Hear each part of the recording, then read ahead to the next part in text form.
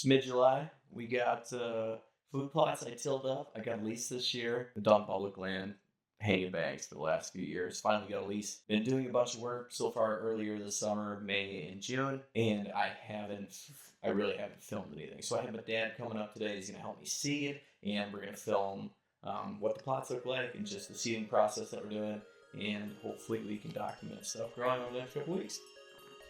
Ready to plant some food plot seed? I'm ready. We got a mix today. We got some Gone Wild stuff. We got hybrid Brassica, purple top turnips, clover. These are not blends, straight seeds. And then we have the mains to send us some stuff. Big Sexy, food plot mix, a bunch of different stuff. And then they have their comeback kid, which is just a giant variety of perennial. No, so we had tilled last week. This is a 3/4 of an acre plot. And ideally, they get a tower stand, or I'm getting a tower stand I'm going to put up there so I can, during gun season, cover damn near all of this, even down there, and then further down the road there. Big and sexy. That's great. Yeah.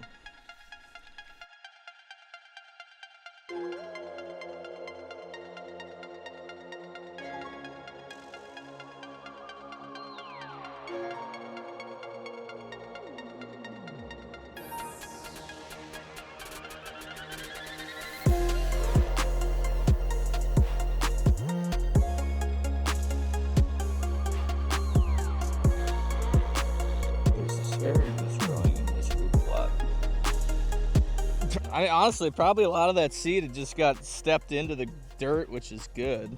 See, it says record now. Yeah, if it's red, it's recording. Right, but when you got off the wheeler, I don't think I got any of that. Oh, well, that's fine. Basically, we just got done driving this thing down the four-wheeler. I don't have a drag, I don't have a roller, so I just did the old 4 tires, trying to do as many loops as possible till my arms hurt, and I think it's good enough. A little sign here. Me? Yeah, well, he ran some of the stuff over with the tractor. No, I figured that one would just get rubbed on. I mean, they have in the past. I couldn't mow these over with the brush hog, which is why I call this a snowmobile plot, because half of it's on a snowmobile trail, and it's staged right before the neighbor's cornfield, and there's also a pond right there. So food, water, big food source, lots of cover with these pine trees in here. I think this is a plot that a big buck for sure would just be comfortable enough to show his face during daylight. I sprayed, I mowed, and I threw down seed in early June. It's July, 11th today? And I resprayed again, and then we tilled it up a week ago.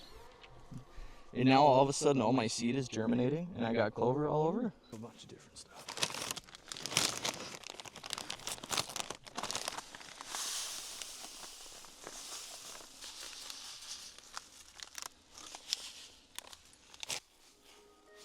I got a bunch of seeds, might as well split it, right?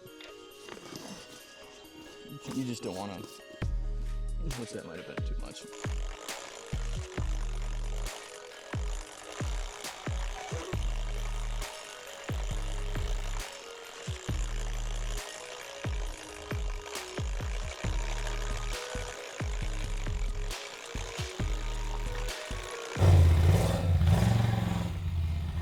Now ideally, I'm gonna put a tree stand in. So this is the very northwest side of this plot. So when I get south winds a lot early season, hopefully going in there.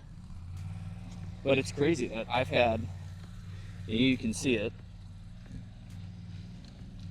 Those are a bunch of little clovers, because I threw out seed first week of June before my wedding.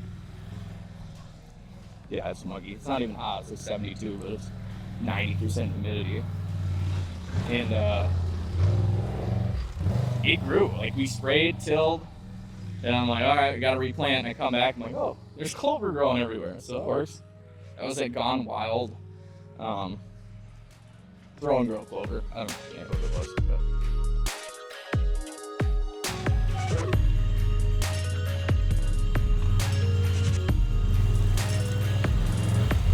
So now we're gonna go hit what we call the pond plot, and it's on the other side of this 40. It's in the pines, but there's a big pond right next to it. And then on the other side, there's a giant alfalfa field. So it's tucked away. It's got similar terrain and structure like this plot where there's trees and stuff in the way. But I think that's also going to be a good option. We're going to go put some hybrid brassicas down, some more clover. I'm interested to see if that clover's growing now that we filled it up. I'll have to figure out what I want to throw down for seed. But I for sure want some turnips in here. There's already clover. A lot of open, so yeah, so I might throw back some of that comeback kid and then some hybrid brassica and some stuff like that. Just get a mix of greens. I love how this is tucked in. Yeah, that's what I'm saying. It looks. The deer are gonna be. Yeah. I can just see it like both the last plot and this plot. Like it's not a big open field where a big buck wouldn't be comfortable. Like if they're bedded in the pines right there, like I can see them right before dark, just moseying their way through and eating over here, whatever, because they can see everything, Right. and it still provides plenty of cover. Absolutely. And I do just want to advise, just because you guys see me out here doing it, I don't necessarily. It's not that I don't know what I'm doing, it's that I just don't really know what I'm doing. But this clover was growing, the Gone Wild stuff that I threw out a month ago. It just germinated a couple days ago. It's barely popping up, so we're probably killing it with the four-wheeler. But I tossed out some comeback kid and some of the big sexy again in this plot. And then the next plot that we have to do, I'm going to do a mix of the clover and then hybrid brassicas and a little bit of turnips. And then I think we're going to go back to the first plot that we have, just 'cause I feel like that one's, it's the biggest plot, and I didn't see that Dad did, and I think it's too, I don't think it got enough seed, and I have a lot left over, so I'm just going to go spread some more.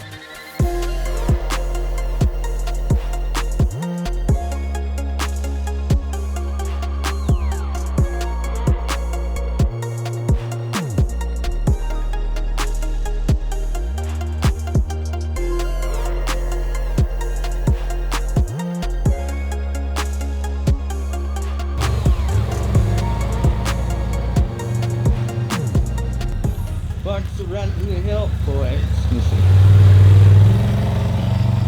So this is what I call the orchard plot. When I first drove down here, this was just grass, and I thought they were apple trees. And I'm now starting to think they're like a crab apple or something, because they're all growing like green little apples, but they're tiny. They're not big. But it's just over a quarter acre. It's like 0.3 acres or something like that. On your phone, yeah.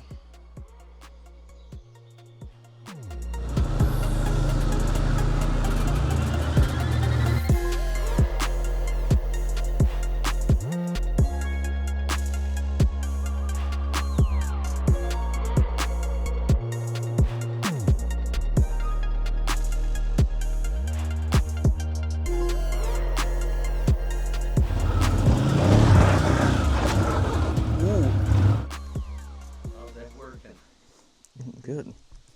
All right, we're done planting food plots. Now I'm gonna go toss out 3 trail cameras, go make some mock scrapes, and do a little bit of speed scouting. So I hung cameras in a tree because I put this camera on a tree at ground level.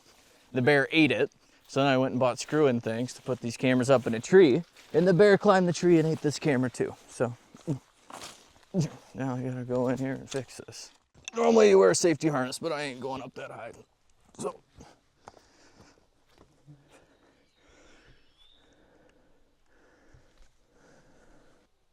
I think that's facing the pond correctly. If I was a trail camera, I would be facing right there. I think that looks good to me. I'm gonna get down and check it. That's why I bring my light rails with me on trail camera missions.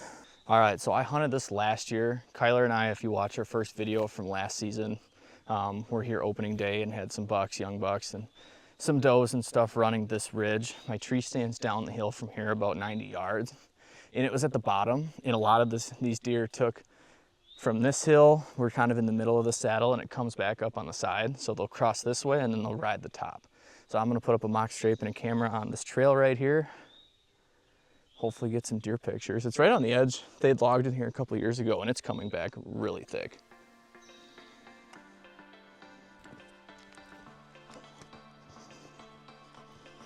Bingo. All right.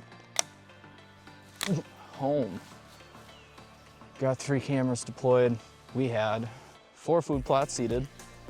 3 cameras deployed, and now it's just to wait until early August, come check plots and get some tree stands hung. So thanks for watching, guys. We'll see you next time.